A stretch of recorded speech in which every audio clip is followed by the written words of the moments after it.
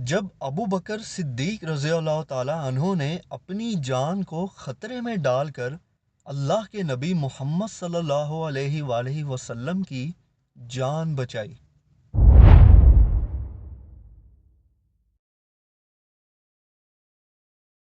صحیح بخاری کی حدیث ہے 3678۔ 3678 نمبر نیچے مینشن آ جائے گا، آپ جا کر پڑھیے گا۔ عروہ بن زبیر رضی اللہ تعالیٰ عنہ کہتے ہیں کہ میں نے عبداللہ بن عمر سے پوچھا کہ مشرکین نے رسول اللہ صلی اللہ علیہ وآلہ وسلم کے ساتھ سب سے زیادہ برا کیا کیا؟ انہوں نے کہا کہ میں نے عقبہ بن ابی معیط رضی اللہ تعالیٰ عنہ کو نبی صلی اللہ علیہ وآلہ وسلم کے پاس آتے ہوئے دیکھا کہ جب آپ نماز پڑھ رہے تھے۔ عقبہ بھی بعد میں مسلمان ہو گئے تھے، لیکن یہاں پر مسلمان نہیں تھے۔ عقبہ نے اپنی چادر آپ صلی اللہ علیہ وآلہ وسلم کے گلے میں ڈالی اور اسے اتنی زور سے کھینچا کہ قریب تھا کہ آپ کی مبارک آنکھیں جو تھی وہ باہر آ جاتی۔ ابو بکر رضی اللہ تعالیٰ عنہ دوڑتے ہوئے آئے اور آپ نے عقبہ کو مار کر وہاں سے ہٹایا، اور پھر وہ چادر نکالی جو آپ کے گلے میں تھی، اور کہا کہ کیا تم ایک آدمی کو صرف اس وجہ سے مار دینا چاہتے ہو کہ وہ کہتا ہے کہ میرا رب اللہ ہے؟ یہی سین عمر سیریز میں بھی فلمایا گیا ہے۔ ہمارے نبی صلی اللہ علیہ وآلہ وسلم عبادت کر رہے ہوتے ہیں کعبے کے سامنے، اور ابو بکر بھی وہاں پر موجود ہوتے ہیں۔ ابو جہل اور عتبہ وہاں آتے ہیں تو سیدنا صدیق اکبر ان سے کہتے ہیں کہ دور ہو جاؤ، ہمیں کوئی جھگڑا نہیں کرنا۔ تو عتبہ ابو بکر سے کہتا ہے کہ اپنے ساتھی سے کہو یہاں سے چلا جائے اور پھر دوبارہ کبھی یہاں نہ آئے۔ ابو بکر نے کہا کہ ہم اللہ کے نبی کو حکم نہیں دے سکتے، بلکہ وہ تو خود ہمیں اللہ کا حکم سناتے ہیں اور ہم انہیں مانتے ہیں۔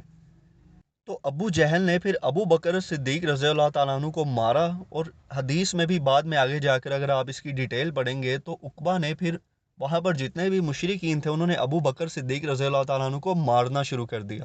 ابو بکر صدیق رضی اللہ تعالیٰ عنہ نے خود کو اللہ کے نبی کے اوپر گرا دیا تاکہ ان پر کسی قسم کی کوئی چوٹ نہ آ جائے۔ تو انہیں اتنا مارا گیا، اور عتبہ نے ان کے اوپر بیٹھ کر ان کے چہرے پر اپنی جوتیوں سے اس قدر مارا کہ بعد میں ابو بکر صدیق رضی اللہ تعالیٰ عنہ کا چہرہ بھی پہچاننے میں نہیں آ رہا تھا۔ اس کے بعد آپ دیکھتے ہیں کہ سیدنا صدیق اکبر لیٹے ہوتے ہیں اپنے گھر میں اور بے ہوش ہوتے ہیں۔ جیسے ہی آپ ہوش میں آتے ہیں تو پہلی چیز آپ نے کہی کہ اللہ کے نبی کیسے ہیں، رسول اللہ کیسے ہیں، وہ کہاں ہے؟ ابو بکر کے رشتہ دار ان سے کہتے ہیں کہ ہم تو آپ کے لیے یہاں پر آئے ہیں، اور آپ ہوش میں آتے ہی اس شخص کا نام لے رہے ہیں جس کی وجہ سے آپ کا یہ حال ہوا ہے۔ ابو بکر کو اتنا غصہ آیا، انہوں نے کہا کہ تم لوگ یہاں سے چلے جاؤ، مجھے تمہاری کوئی ضرورت نہیں ہے۔ اس کے بعد سیدنا صدیق اکبر رضی اللہ تعالیٰ عنہ اپنی والدہ سے کہتے ہیں کہ مجھے رسول اللہ کو دیکھنا ہے، مجھے ان کے پاس لے کر چلو۔ اب آپ اندازہ لگائیں کہ ابو بکر اپنی خادمہ اور اپنی والدہ کے کندھوں پر ہاتھ رکھتے ہوئے زید ابن ارقم کے گھر پہنچے جہاں رسول اللہ موجود تھے۔